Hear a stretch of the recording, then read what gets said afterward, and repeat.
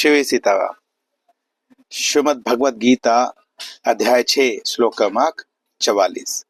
यह जो श्लोक है, यह श्लोक हमारे जीवन के इतने निकट है कि मैंने कभी सोचा भी नहीं था कि ये किस प्रकार से होता है।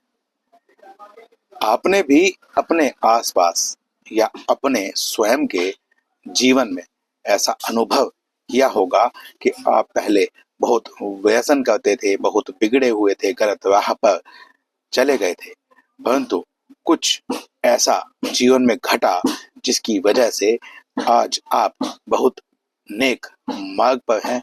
आप किसी का बुरा नहीं करना चाहते, आपसे जितना बन पड़े आप लोगों की सहायता करना चाहते हैं। आपका आचरण ऐसा हो गया है जिसे कोई भी देखकर यह कहे कि यह व्यक्ति बहुत ही अच्छे आचरण का है, वो वह आपके आचरण का अनुसरण करना चाहे। यदि आपके साथ ऐसा न घटा हो तब भी आपने ऐसे बहुत लोग देखे होंगे जिनको देखकर आप कहते हैं कि ये कैसा था और आज कैसा हो गया है। इसे हम ऐसे भी कह सकते हैं कि लोग कहावत में कहते हैं कि 100 चूहे खाकर आज बिल्ली हज को चली। तो इस श्लोक में आप अपने आप को बहुत अधिक निकट पाएंगे।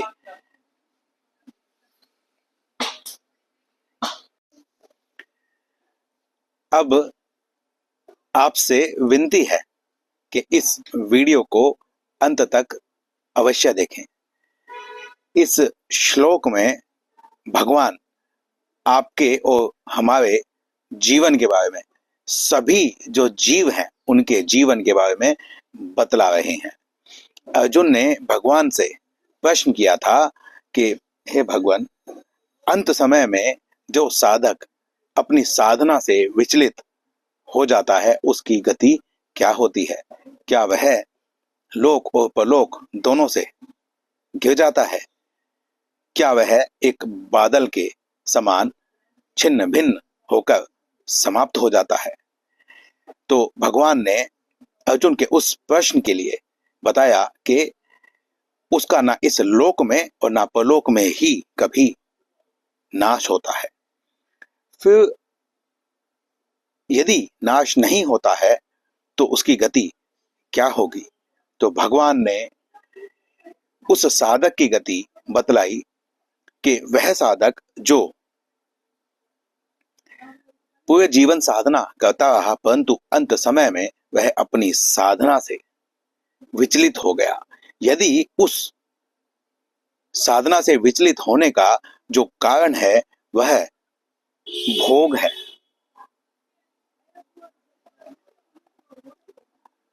भोग है, तो फिर वह स्वर्ग में जाएगा। जितने समय तक उस भोग की आपूर्ति न हो पाए, जब तक उस भोग से वह पूर्ण रूप से संतुष्ट न हो जाए, तब तक वह साधक स्वर्ग में रहेगा। और फिर उसके पश्चात वहां से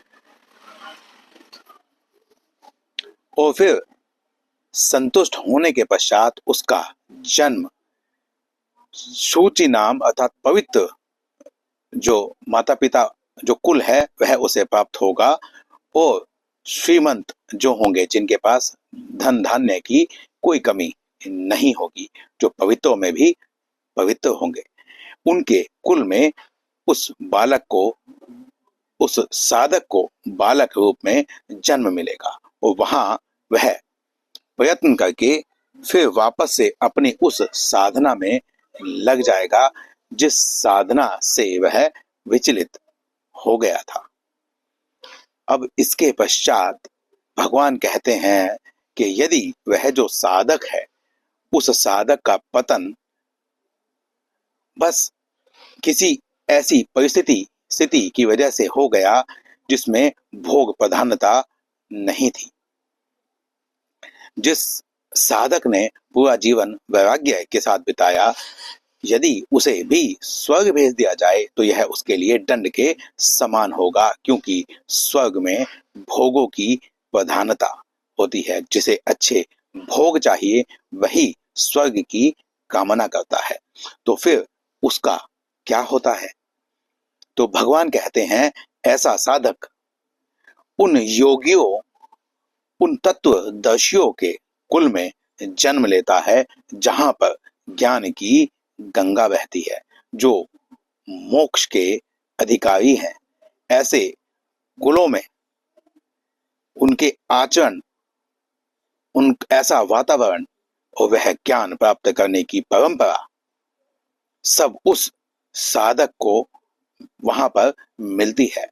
और जो वह साधक है वहां पर जन्म लेने के पश्चात सभी प्रकार की सुविधाओं से भगवत प्राप्ति के मार्ग पर द्रुत गति से अग्रसर हो जाता है। वहां पर वह अपनी बुद्धि को प्राप्त करता है। वह बुद्धि वही बुद्धि होती है जो पिछले देह में उसने प्राप्त कर ली थी, परंतु किसी स्थिति से विचलित होने के पश्चात वहां से संपर्क टूट गया और यहाँ पर फिर से उसी बुद्धि से उस देहधारी जीव का संपर्क बन रहा है। यह बातें तो हम पिछले श्लोकों तक कर चुके हैं, परंतु यहाँ भगवान कहते हैं, पूर्वाभ्यासेन तेनैव ह्रियते ह्यवशोऽपि सः जिज्ञासुरपि योगस्य शब्द ब्रह्माति वर्तते। अब यहाँ पर भगवान शब्द ब्रह्म से ऊपर उठ जाने की बात कर रहे हैं। शब्द ब्रह्म क्या है? शब्द ब्रह्म होता है वेद, शब्द प्रमाण, श्रुति।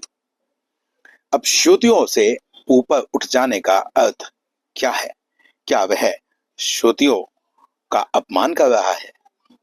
ऐसा बिल्कुल भी नहीं है।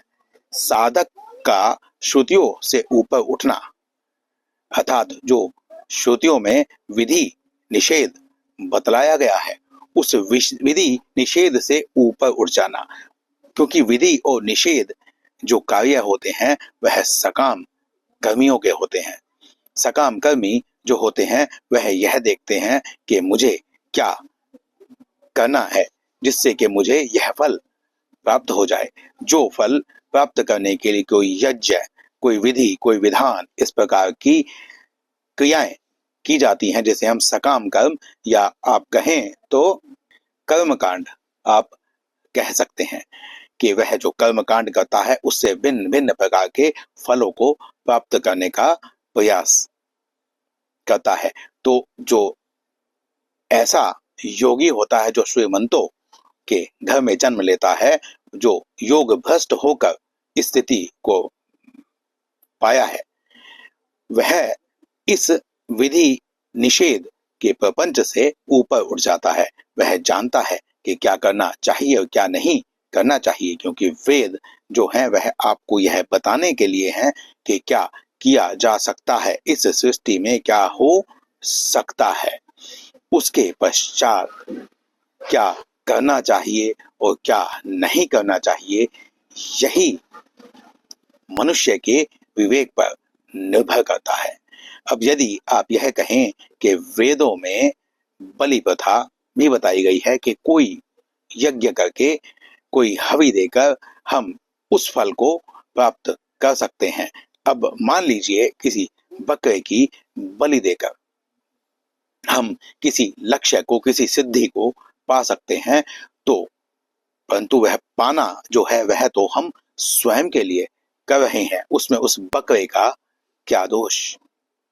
तो इसीलिए वेद यदि कहीं किसी भाग में ऐसा कह रहे हैं तो इसके निषेध के लिए भी कहते हैं।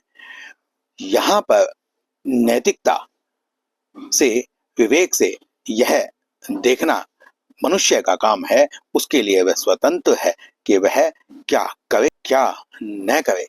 अब जो जिज्ञासु व्यक्ति होता है, जो जानना चाहता है अच्छी नीयत से, वह भी शब्द ब्रह्म जो होता है, श्रुति का जो विधि निषेध होता है, उससे ऊपर निकल जाता है, वह उस पर का अतिक्रमण कर लेता है। तो फिर यहाँ भगवान कहते हैं कि वो साधक जो योग भ्रष्ट हुआ है, जिसने पूर्व जन्म में अभ्यास किया है, वह कैसे पतित होगा, वह कैसे शब्द ब्रह्म को पार नहीं कर पाएगा, कैसे वह विधि निषेध से ऊपर नहीं उठ पाएगा।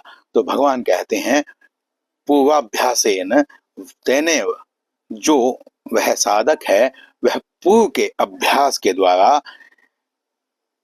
परवश यहाँ पर कहा है कि वह अपनी मर्जी के बिना भी, बिना उसके चाहे उसके जीवन में कोई ऐसी परिस्थिति उत्पन्न होगी जिससे वह भगवान की ओर खिंचा चला जाएगा।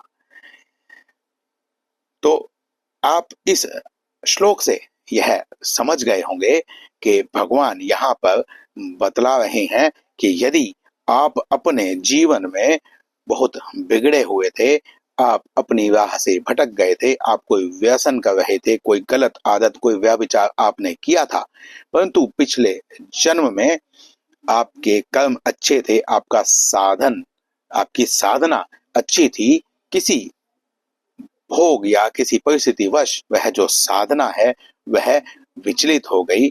यहाँ पर इस जन्म में श्रीमंतों के घर में आकर उस पूर्व अभ्यास की वजह से आप नाम जप, कीर्तन या ज्ञान के मार्ग पर चल निकले हैं, और वह जो आपका चल निकलना हुआ है वह उस पूर्व अभ्यास की वजह से हुआ है। और यहाँ पर यह कहा गया है कि आप उस राह पर निकलने के लिए यदि खुद भी राजी न हो तो आपको जबरदस्ती उस राह पर भगवान आकर्षण बनाकर खींच लेते हैं, क्योंकि आपकी जो गति पिछले जन्म में थी, जो वृत्ति आपकी पिछले जन्म में थी, उस वृत्ति के अनुसार आपका पतन नहीं होगा।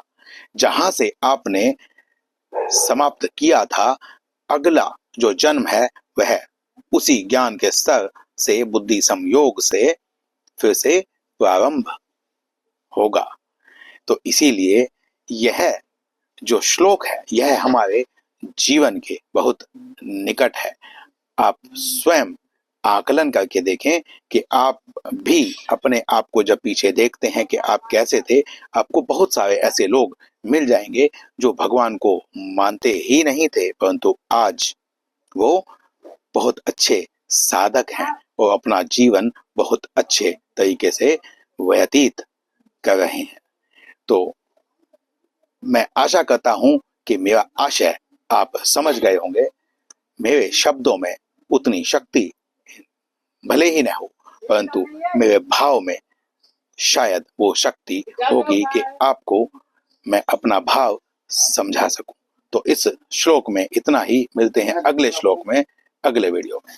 श्री सीताराम।